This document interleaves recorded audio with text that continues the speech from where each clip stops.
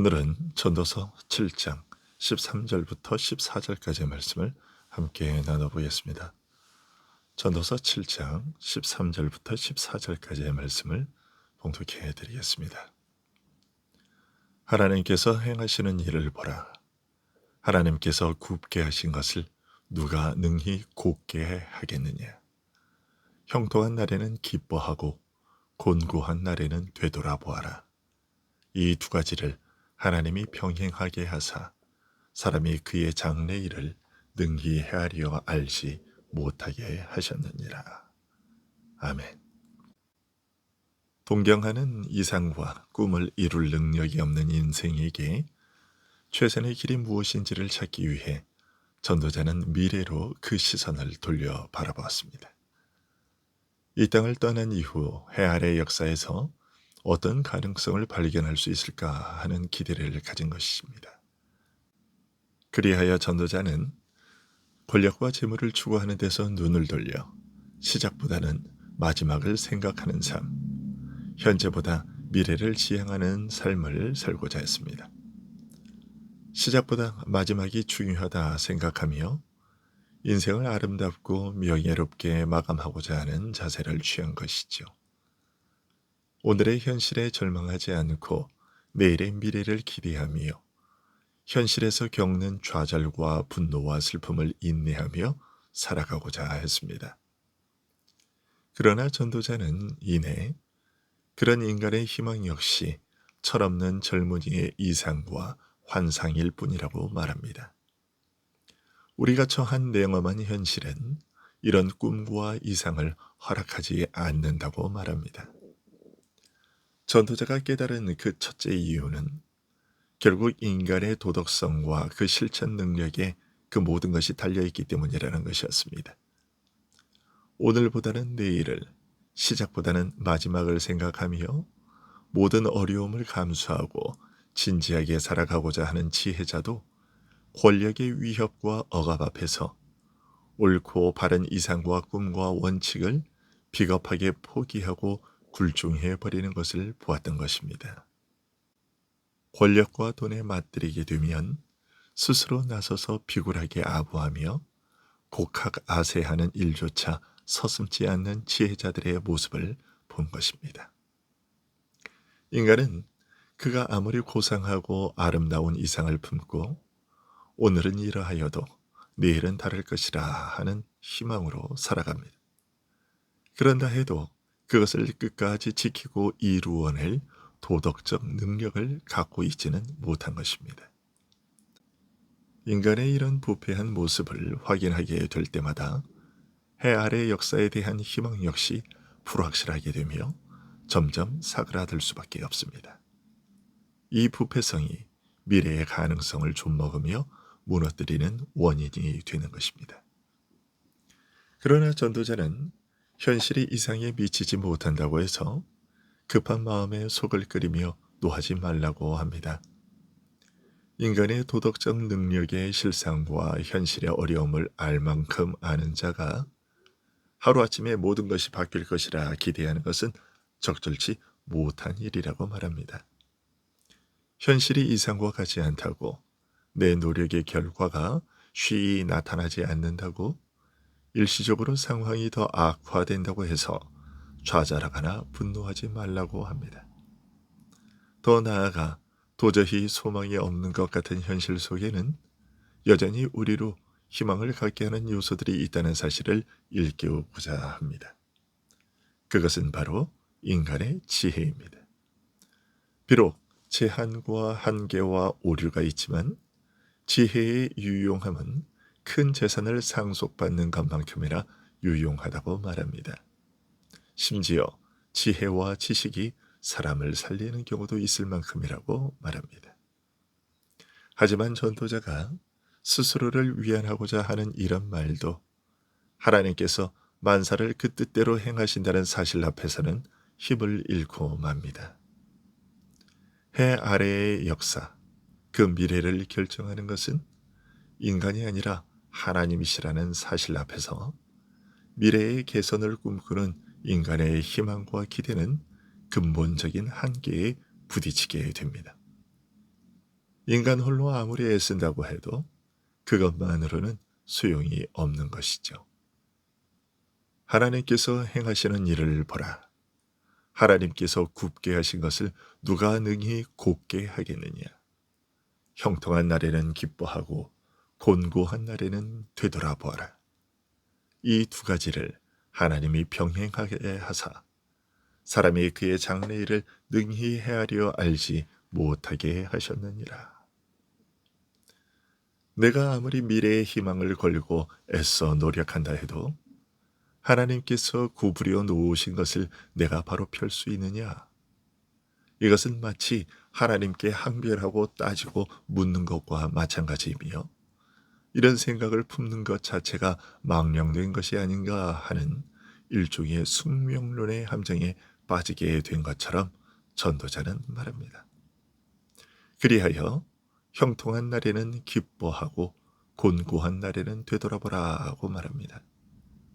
그저 하나님께서 나로 형통케 하시면 기뻐하고 곤고한 날을 겪게 하시면 그저 당하고 바라볼 수밖에 없지 않느냐 하는 것입니다.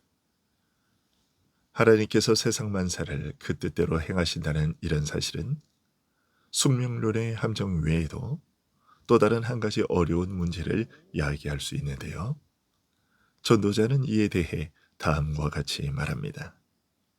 이 두 가지를 하나님이 병행하게 하사 사람이 그의 장래 일을 능히 헤아려 알지 못하게 하셨느니라. 해 아래의 모든 일을 내 인생까지도 하나님께서 그 뜻대로 결정하고 이루어 가신다면 나로서는 아무 할 일과 역할이 없을 뿐 아니라 내가 내 뜻대로 할 수 있는 것이 한 가지도 없으니 미래에 대하여 예측하거나 장담할 수 없게 됩니다. 하나님께서 모든 것을 행하시니 그의 뜻에 맡길 수밖에 없고 하나님께서 내 인생을 인도하시는 것도 언제나 형통한 것만도 아닙니다. 역경과 고난도 함께 주시니 도저히 예측이 불가능합니다. 내 앞일이 어떻게 될지 모르니 형통과 역경이 번갈아 닥치는 이 인생을 말 그대로 닥치는 대로 살아갈 수밖에 없게 됩니다. 미래의 소망을 두고 사는 사람에게 이보다 더 절망스러운 것이 없습니다. 하나님께서 내 인생을 주관하시고 나는 아무것도 할 수 없다고 하니 내 인생 내 마음대로 할 수 없는 내가 대체 나의 미래에 대하여 무슨 계획을 세울 것이며 어떻게 개선해 나가겠다는 생각을 품을 수가 있겠습니까? 내가 어떤 결정을 내리고 어떻게 행동하든지 그 결과를 예측할 수 없다면 미래를 바라보고 사는 것 자체가 희망이라는 것 자체가 불가능해지는 것 아니냐 하는 생각을 갖게 됩니다. 전도자의 말은 여기에서 그칩니다. 하지만 나중에 전도자가 내릴 결론에 비추어 이런 말 속에 감추인 그의 속뜻을 조금 드러내 보인다면 이렇게 말할 수 있을 겁니다. 하나님께서 굳게 하신 것을 바로잡을 능력이 인간에게는 없으며 허용되지도 않는다는 것은 인간으로서는 넘을 수 없는 원칙적이고 존재론적인 한계임이 분명합니다. 더욱이 하나님께서 미래일에 대한 예측 능력을 인간에게 주지 않으신 것도 사실입니다. 그러나 이것은 역사 주체의 문제와 결부된 것으로 하나님께서 정하신 질서와 한계 안에서 살아가는 원천적이고 존재론적인 한계를 지닌 인간으로서는 불가피할 뿐 아니라 오히려 극히 당연한 일입니다. 인간은 역사의 진정한 주체가 아니기에 역사를 결정하거나 그 미래에 대해 알 수도 말할 수도 없는 것입니다. 모든 것이 이미 하나님에 의해 결정되었다면 내가 어떻게 하든지 아무런 차이가 없을 것 아니냐 하는 이런 결정론과 숙명론은 사실 오해일 뿐이며 전혀 문제가 되지 않습니다. 왜냐하면 하나님의 주권은 인간에게서 모든 자유를 빼앗아가는 것이 아니기 때문입니다. 하나님의 작정과 예정과 섭리와 통치는 인간이 자유롭게 생각하고 판단하고 결정하는 것을 불가능하게 하지 않습니다.